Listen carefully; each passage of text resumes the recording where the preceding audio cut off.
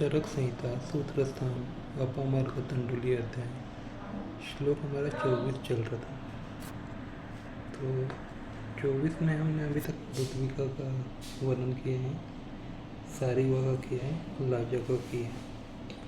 पिपली और नागर, नागर का मतलब होता है सोट। इसका जो लिंक है मैं इस वीडियो के डिस्क्रिप्शन में डाल दूँगा। हम बात कर रहे थे मधु की। तो आज हम जानेंगे प्रिकॉशन फॉर कंज्यूमिंग हनी। मधु का सेवन करते वक्त किन सावधानियों का विशेष ध्यान रखना पड़ता है। तो इसके लिए हम जाएंगे चरक संहिता सूत्रस्थान अध्याय 27 श्लोक 247-248।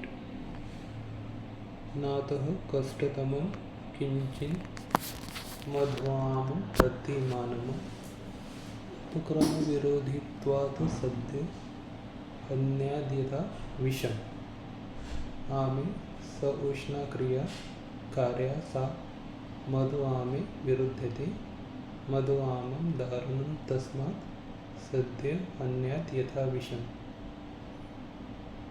मध्वामस्य महातेय तमाह नात इत्यादि।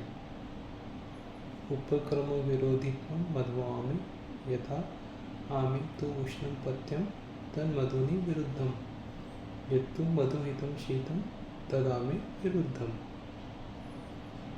Precaution for consuming honey. Due to their therapeutic contradiction, it is not difficult to treat anything compared to harm produced by inappropriate consumption of honey. It kills the person immediately, just like a poison. In general, hot measure, that is Ushna Kriya, are indicated for the management of harm, but they are antagonistic to the harm produced by inappropriate consumption of honey. Thus, Madhuvama is severe and hence it is cause instantaneous death to similar to poison. तो यहाँ पे उन्होंने बताया है कि मधु जो है हमें अल्प मात्रा में सेवन करना चाहिए। हमने अगर अधिक मात्रा में सेवन कर लिया और उसका अजीर्ण हो गया तो वो सद्य प्राणहार होता है, क्योंकि इसका मेन कारण ये रहता है अगर आम जो बोला जाएगा तो उसकी क्रिया उष्ण रहती है, लेकिन मधु को हम उष्ण नहीं कर सकते। उसमें विषाक्तता जो रहती है बढ़ जाती है, टॉक्सिसिटी बढ़ जाती है। इसलिए यहाँ पे ये एक्सप्लेनेशन आया है। अब इसके टीका पे जाएंगे। मध्वामस्य महाते महानाथ इत्यादि। उपक्रम विरोधित्व मध्वामे यथा आमे तु उष्णं तन्मधु विरुद्धं यत्तु मधुहितं शीते तदामे विरुद्धं। The harm which is produced due to improper consumption of honey is very pernicious, and the treatment in general for Ama and Madhu is also contradictory. For Am dosha, the hot measures and hot substances are wholesome, but those are contrary for honey. Similarly, cold measures are suitable for honey and are contradictory for relieving from the Am dosha.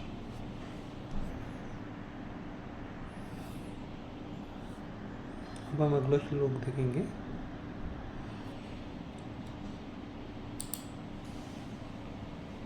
Sutrasthana अध्याय 27 अन्नपान विद्याध्याय श्लोक 249।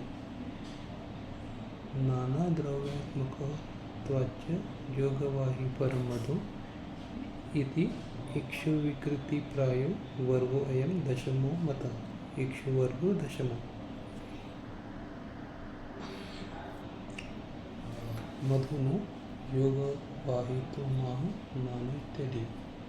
यस्मान् नानारसवीर्य दीप्य पुष्पेभ्य उत्पन्नं तन्मधु तेन अभिव्यक्त नाशशक्तिमेव ततश्च येन द्रव्येण वामनीयेन व आस्थापनीयेन व दृश्येन कार्यान्तरकारेण व युज्यते तस्य कर्म करोति। समान अनुकारी द्रव्य प्रबोधित शक्तित्वादिति भाव चकारोऽत्र हेत्वंतर समुच्चये तेन प्रभावाच्च इति बोधनं। तेन सत्यपि नाना औषधि संवत्त्वे प्रभावन्न क्षीरमध्यदय योगवाहिनः तथा अनात्मका अपि शीलाज्यतु तैलादय योगवाहिनी भवन्ति। योगे वाहित्वे अपि मधु स्नेहने न प्रयुज्यते वाते वृक्षादि गुणयुक्तत्वात् नानाद्रव्यात्मकत्वात् अपि मधु वृक्ष कषायत्वाभ्याम् एव आविर्भूत भवति। प्रायेण वृक्ष कषाय गुणाधिके एव पुष्पे मधुमक्षिकानां चरणादिति बोधव्यम्।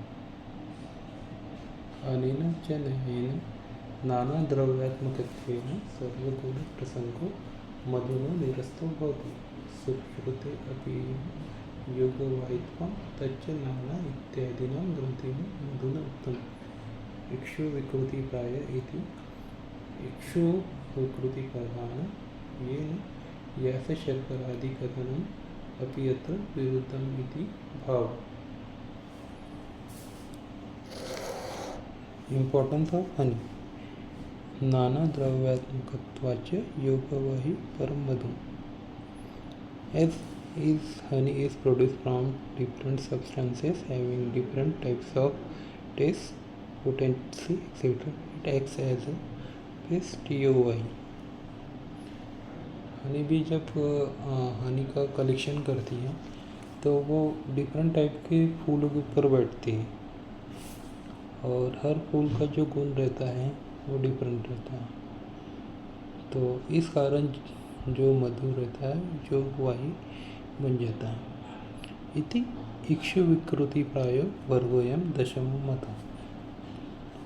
Thus the group 10th group known as इक्षु वर्ग in which characteristic of sugarcane juice and its product are described। तो यहाँ पे इक्षु विकार का जो डिस्क्रिप्शन है वो भी समाप्त होता है। अब हम टीका पे आएंगे।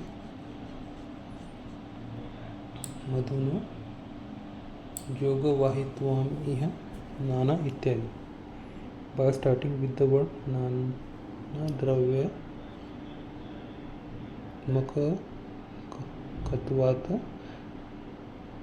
the author has presented the Yogvahi nature of honey in present verse.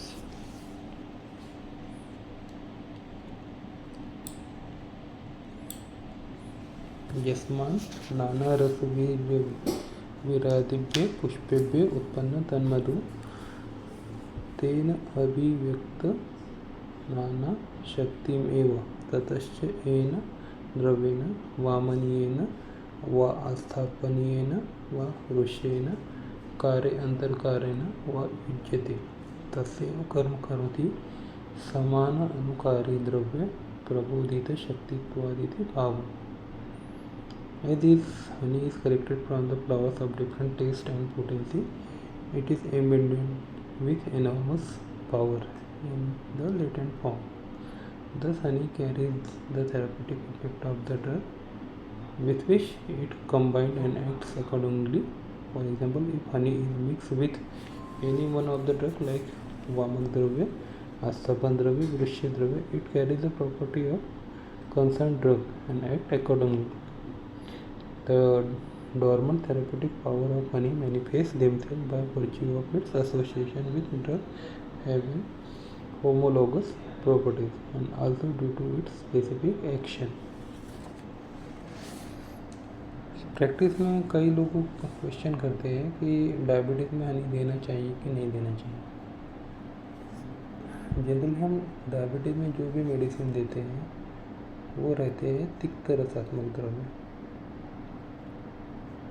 और यहाँ पे अगर हमने योगवाही बोला गया है तो जाहिर सी बात है जो हनी भी रहेंगे वो तिक्त रसात्मक हो जाएंगे, तो वो शुगर नहीं बढ़ाएंगा और बढ़ाएंगा भी तो टेम्पररी रहेगा।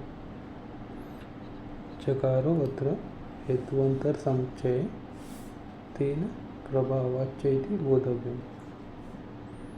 The uses of chakara in the above words refers to the cause of such action of honey can be differently and it is known as prabhav. तेन सत्यपि नाना औषधि संबत्वे प्रभावन्न क्षीरमध्यतयो योगवाहिन तथा अनात्मका अपि शीलाजतु तैलादयो योगवाहिन भवन्ति. All the substances produced from the combination of different source material will not become yogavahi. For example, sheer and madhya. On the other hand, certain substances like shilajatu and tiltail etc. may not be produced from different substances can be acted as a yogavahi. तो यहाँ पे दो example दिए उन्हें शेर मध्य का. ये different substance से बनने के बाद में भी योगवाही नहीं रहते हैं और शिलाजतु और तिल सिंगल सब्सटेंस होने के बाद भी योगवाही रहते हैं. योगवाहित्वे अपि मधु स्नेहने न प्रयुज्यते वाते वृक्षादि गुणयुक्तत्वात्. Though honey possesses yogvahi property, it is not useful for the oleation in the disease caused by vata because it possesses ruksha and other gunas. नाना द्रव्यात्मकवेपि मधु वृक्षकषायत्वाभ्याम् एव आविर्भूतः भवति. प्रायेण वृक्षकषायगुणादिके एवं पुष्पे मधुमक्षिकानां चरणादिति बोधम्. Even though honey is being produced from the flower of different type, it is predominantly the qualities like Ruksha and Kashaya. Probably the reason may be the honey be over mainly such type of flower. अनेन च न्यायेन न द्रव्यात्मकत्वेपि सर्वगुणतः प्रसंगो मधुनो निरस्तो भवति. Based on the above principle, in spite of honey is being produced from various sources of material, possession of all the feature is discarded. सुश्रुते अपि एवं एव योगवाहित्वं तच्च नाना इत्यादि ग्रंथेन मधुना उक्तम्. Acharya Sushruta has also mentioned the yogvahi property of honey because it is originated from various substances. इक्षु विकृति प्राय इति इक्षु विकृति प्रधान तेन यस शर्करादि कथनम अपि अत्र अविरुद्धम इति भावः. The word praya indicate that mainly sugarcane products are described in this group named like Ikshu Varga.